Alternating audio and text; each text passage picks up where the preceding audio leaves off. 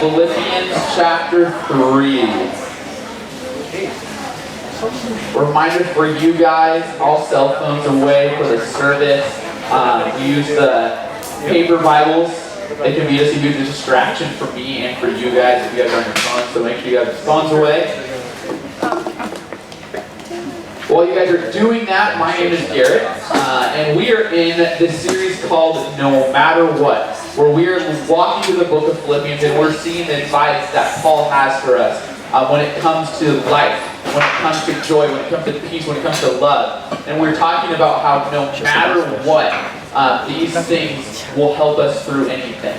And today we're going to be looking at Paul's advice in chapter 3, talking about happiness and joy. And we're going to be talking about how no matter what, these habits that Paul has for us are going to boost our joy. They're going to boost our happiness. So I want to pray real quick and then we're going to go right into it. Hey God, thank you so much for this time that we have. Thank you so much for this place that we can come hang out, we can have fun. We have leaders and people invested in this ministry, and we have students and kids that can come hang out, bring their friends, hang out with their friends, and then have a time dedicated solely to getting to know you more and learning a little bit more about you and how to have a closer, more intimate relationship with you. Pray all these things in your name. Amen. All right, how many of you guys know what a habit is? Can you raise your hand? A habit. All right, a good number of you. Well, if you guys don't know, a habit is an action in your life that kind of has become second nature for you. It's something that you guys don't really have to think about doing. You just do. It's just a part of your life. A lot of you guys, your habit that you guys grew up doing was maybe brushing your teeth in the morning or at nighttime. That's a habit that you guys have. You guys don't really think about it anymore. It's just something you guys do. Maybe you forget sometimes, but it's still a habit in your life. For me, I always grew up, I was always taught, brush my teeth in the morning and brush my teeth at night. I would always do it at nighttime because I couldn't go to bed if I didn't brush my teeth, like a personal thing. But then in the morning, I would sometimes not brush my teeth. All right? These past couple years, it has changed a little bit, and it's become more of a habit in the morning, where I would brush my teeth as a kid, maybe like after I eat, right before I left school. Sometimes I would forget. It wasn't that big of a deal. But now, this past year or so, I've developed this habit where I brush my teeth before anything in the morning. Like, I wake up, and I go straight to the bathroom, and I brush my teeth, I take out my retainer. Because as a kid, I'd always leave my retainer in, and then I would leave it on my plate, then I would throw it away, and then I had to go through a dumpster at school because I threw my retainer away. So always remember your retainer. I was so glad. I also got in trouble for losing my retainer. Anyways, that's besides the point. But a habit for me is waking up before doing anything, brushing my teeth, taking out my retainer, putting it in the container. That is a habit for me. A little bit of a weirder one growing up, due to my OCD and some of the OCD that I have, I had this thing where I would, if I touched something with one hand, I had to touch it with the other to make myself feel better. It's like a habit. It's where if I touch something at the store, I could go about my day without it being a problem, but I felt better if I did it. Same thing with a cup or a bottle or whatever. If I set it down on the table, I usually would have to set it down a second time. It was a habit for me. It was a weird thing. I've grown out of it now, but it's something that was a habit. So habits for us, you guys, are good things or they're bad things. And in this Philippians chapter 3, we're going to be looking at Paul's advice, Paul's letter to the church of Philippi, talking about happiness and joy and how we can put these habits into our life in easy ways where eventually over time this boosts our joy and boosts our happiness. So we are going to jump into verses 1 through 3. And this first point that we're going to be doing is in verse 3, but I'm going to read it real quick. It says, "Further, my brothers and sisters, rejoice in the Lord. It is no trouble for me to write the same things to you again, and it is safeguard for you. Watch out for those dogs, those evildoers, those mutilators of the flesh.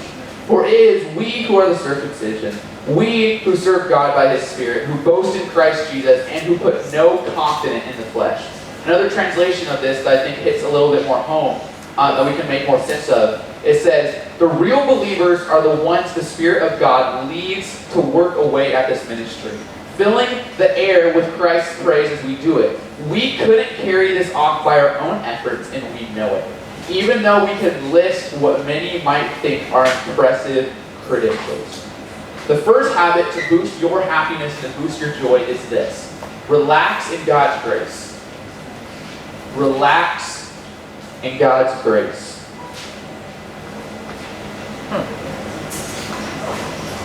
What Paul is saying here in verse 3 is simply this. When he's talking about having no confidence in the flesh and having all the confidence in Christ, he's saying this. God's love, God's grace for us is totally separate than what we do in our actions. God's love and grace for us is totally separate and different than our actions and what we do throughout our daily lives. So we should have no confidence in our flesh when it comes to making God love us more. There's no such thing as earning God's grace. There's no such thing as earning God's love. Now, we throw the word around grace a lot in the church, but grace just means God's unmerited favor, or in simpler terms, God's kindness that we didn't earn. Grace is God's kindness that we didn't earn. So there's no such thing as you reading the Bible enough to make God love you more. There's no such thing as you following all the rules to make God love you more. There's no such thing as you doing really good on a test to make God love you. There's no such thing for you to win your sports game to get God to love you. There's no such thing as you being nice enough to make God love you. There's this separate. God's love for you is already there. God's grace and kindness for you is already there, and you don't need to do anything about it. So if we want to boost our joy, if we want to boost our happiness, which is something we all want to do, we want to be more happy, more joyful in our life, we have to relax in God's grace. We have to relax and say, I don't need to do anything in order to get God's love. Think about the most relaxing thing that you've ever witnessed or experienced in your life. Whether that's like you have a cold morning and you're under your covers in your bed and you don't have to wake up early and it's just super warm and you just get to lay there. Super relaxed and super comfortable. Maybe chilling on the couch, you're playing a video game, or you're watching TV and it's just, everything's good. Maybe you're outside and you're on a walk, you're at the beach, you're laying in the sand, and it just feels so relaxing and comfortable. That's a little snippet of being able to relax in God's grace. Because if we can relax in God's grace, we don't have this shame, we don't have this guilt, we don't have this anxiety, we don't have this mindset of trying to earn anything. And it's something in today's world that is so hard for us. Because we have, in today's world, when you're at school, you have to earn a good grade. In order to get a good grade, you have to earn it. For a lot of you guys, for you guys to have friends and be popular, you have to earn it. In order for you to get on the team, you need to earn a spot. And this thing of not being able to earn anything is foreign to us because we live in a world that doesn't do that. God's love is totally different than you having to earn a spot on a sports team. You don't have to earn a spot in God's family. You simply accept it and you're there. So we have to realize that if you want to be more happy, you've got to relax in God's grace. I have a little side habit for you guys to do. I think it'd be really cool. If you guys can remember this morning waking up, or yesterday morning, what was the first thing, don't shout it out, what was the first thing that you guys thought of? What was the first thing on your mind, on your agenda of the day that you had to do? For me, I woke up yesterday and today I'm like, okay, I have to go to work, I have to do this, I have to do this, oh my gosh, I have so much homework that I need to do, I need to study for this test, I need to write this paper, I need to do all these things to earn this good grade. This is like so much. And maybe that's for you guys too. There's stuff that you have to do. There's stuff that you have to wake up and you're already thinking about, how can I be more cool today? How can I be more popular today? How can I do better on my sports team? But what if you guys changed that and created a habit where you can wake up every morning and you can sit there and let it sink in that I don't need to earn God's love today. I don't need to earn forgiveness today. I already have it. For my past, my present, and for my future. Think about how relaxing that would be. Think about, man, I don't have to earn, I don't have to strive today for anything. Because God's love is sufficient and enough. We have to realize, in order to be happy, we have to figure out and we have to let that grace and that love sink in. You can't do anything to make God love you more than He already does. You can go up to God and be like, God, well, what about last week? What about how I treated my friend? What about that horrible grade that I got? What about that thing that I wasn't supposed to be watching? What about how I treated my parents? What about what I stole? What about all these things? And then you can't love you because of that, right? And God's looking you right in the face saying, so? I don't care. That has nothing to do with my love for you. That has nothing to do for my grace. You are forgiven, and I love you just as much as before you did those things, as I do now. Remember that, and that will boost your guys' joy. That will boost your guys' happiness in your life so much. Going into the second point, it is in verses 5 through 7.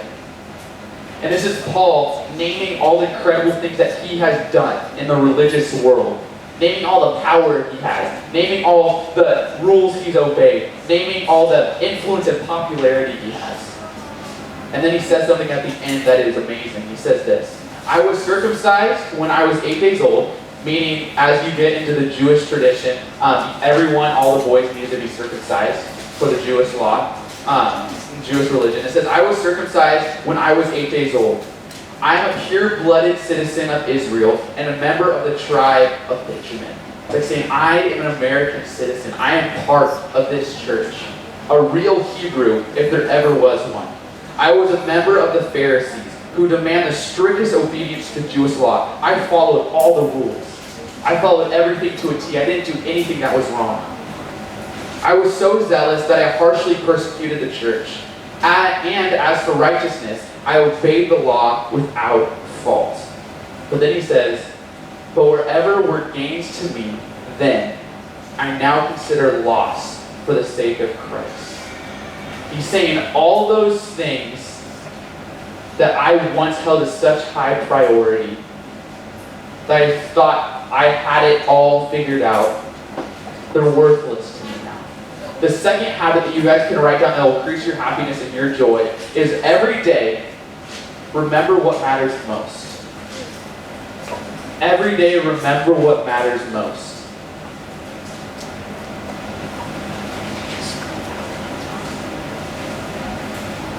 Have you guys ever realized and came to this realization that it's usually the small things in your guys' life that create the most frustration, that create the most irritation? Yes, those big things definitely do.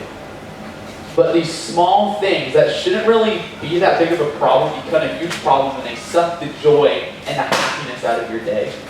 I have so many examples right here that I all relate to. First one is this. This has sucked the joy and happiness out of a lot of my days when I was younger. I'm playing a video game. I hop on. I'm excited. I'm like, yes, I get to go play my video game. I go and I sit down and I start playing. And if there's a game with levels, I'm starting to play. I'm going. And then there's this one level I can't get past. There's this one thing I can't do. There's this one quest that I can't achieve. And I'm like, all right, so you keep doing it, you keep doing it, you keep doing it, and you're just not being able to pass it. You're not being able to see it through. And then you start getting frustrated. You get angry. If any of you guys are playing like a battle royale game, and you drop in, and you drop into a place where you're going, and there's no good loot. There's nothing. And then you're getting killed in the first 5 minutes, and you keep responding, you keep dropping in, and it's just not happening for you. This once game that you were so happy to go play, now you're frustrated and you're irritated, so you get off the game or you jump to another thing, and it just ruins your whole day. That one little video game sucks the joy and happiness out of your day. Something that everyone can relate to. You're at home, you're on your phone, you're on your laptop, you're watching TV, you're watching something, you're scrolling through Instagram, and all of a sudden your video buffers, or your Instagram's not loading properly. And you're like, oh my gosh, my Wi-Fi connection is the worst. You're so happy to jump on that, and this little thing of Wi-Fi connection totally ruins your day, totally starts frustrating you and irritating you because your Wi-Fi connection is not doing well. You can't watch that video that you want to watch. If you really take a step back and you look at how small that is, it's crazy how it ruins our whole day. Same thing with grades. You studied, maybe you didn't, but you're going to this test, you're like, I got this. I think I'm gonna do pretty well. You take the test, you're like, wow, I think I did a lot better than I thought I was gonna do. I'm excited. I'm excited to see what I got. So you go to school the next day, and you get your grade back, you're like, yes, sorry. And you look at the grade, and it's way worse than what you thought it was gonna be. It's happened to me many times. And that little grade right there ruins my whole week. It ruins the whole rest of my day because I'm bummed out. It sucked the joy and happiness right out of it because of that little grade. This goes on for sports, for losing a sports game. Some people go mad. You can watch videos on YouTube of how dedicated people are to watching sports and how much it sucks the joy and happiness out of people's lives if their team loses, if they lose. Think about that. It's so small. Same with popularity. And there's so many more things that we can do. These small things suck the joy and happiness out of our life. And we got to remember, if we want to be happy, if we want to have joy, we have to remember what matters most. We have to look at these things and realize at the end, it doesn't really matter. See, how do you know if Christ is working in your life? How do you know if you have your mindset on eternal things? Simply, your values change. What you thought were important then are not important now. Think about before you became a Christian, what was so important to you then, and what is important to you now. Is it the same things?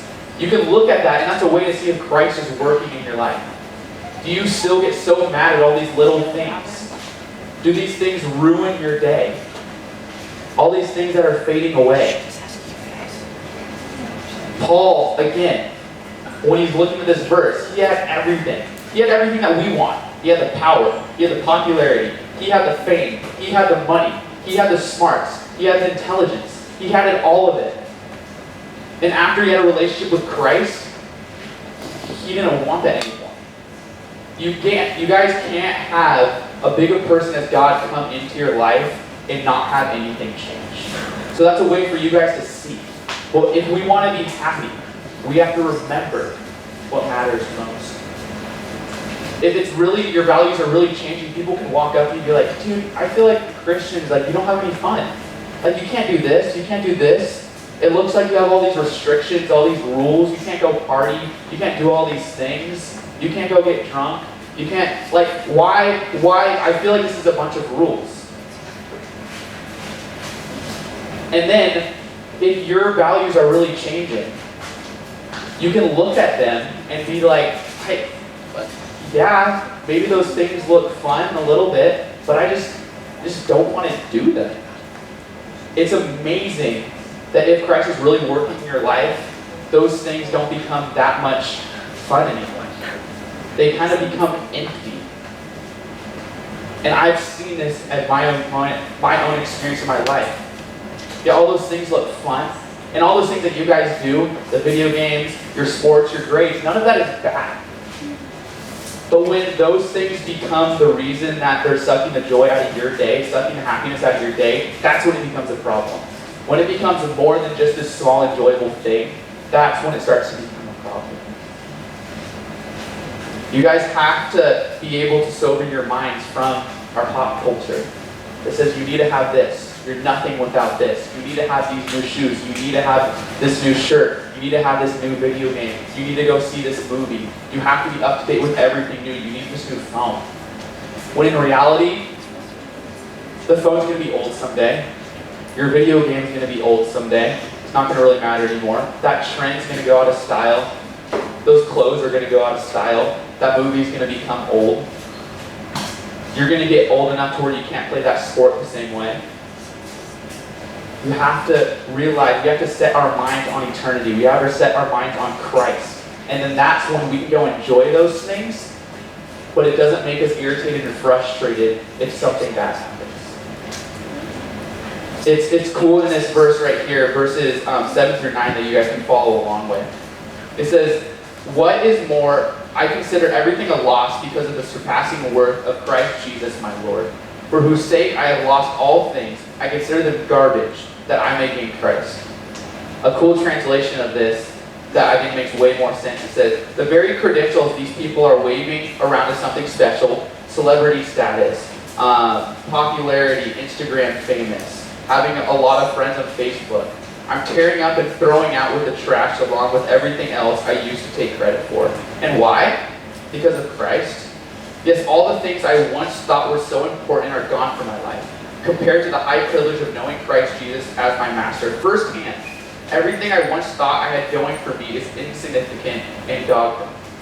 The literal translation, I think a lot of people say it's one of the only times that like Paul cusses as writing these letters, but the literal translation will be compared to the S word in our culture today. He's saying all of that is that. All of that is poop. It's dogdom. That Instagram famous, that grade, that video game. I've dumped it all in the trash so I could embrace Christ and be embraced by Him. I didn't want some petty, inferior brand of righteousness that comes from keeping a list of rules when I can get the robust kind that comes from trusting Christ and God's righteousness. If you think you're an amazing person because you follow all the rules, because you read your Bible every day, because you do all these things, He's like, I didn't want this inferior brand of righteousness that comes from keeping a list of rules. I wanted a relationship with Christ. Focus on what's eternal. Remember what matters most. The third habit that we can learn to gain our happiness and more joy in our life comes from verses 10 through 11. It says, I want to know Christ, yes. I want to know the power of His resurrection, participation in His sufferings, becoming like Him in His death, and somehow attaining to the resurrection from the dead. Another translation says, I gave up all the inferior stuff so I could know Christ personally, experience His resurrection power, be a partner in His suffering, and go all the way with Him to death itself. If there was any way to get in on the resurrection from the dead, I wanted to do it. Think about how important He's saying all these things when He had everything. The third habit that you guys can write down from this is, in order to increase your happiness, is to get to know Christ better. Get to know Christ personally.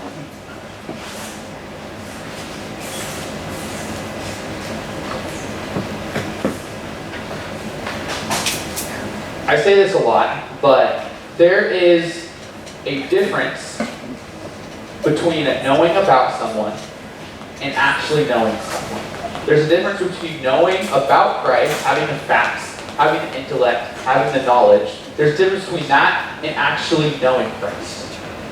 You see, I know about Ed Sheeran. I know about a band called Switchfoot. I know about a surfer called Ron Machado. I can list you facts about them, but I don't know them. I don't know them personally. I don't live life with them. I've never met them. Your best friend is not your best friend because you just know facts about them. Your best friend is your best friend because you guys do life with each other. You guys talk about things. You guys have sleepovers. You guys play video games. You guys go skating and surfing. That's why that person is your best friend.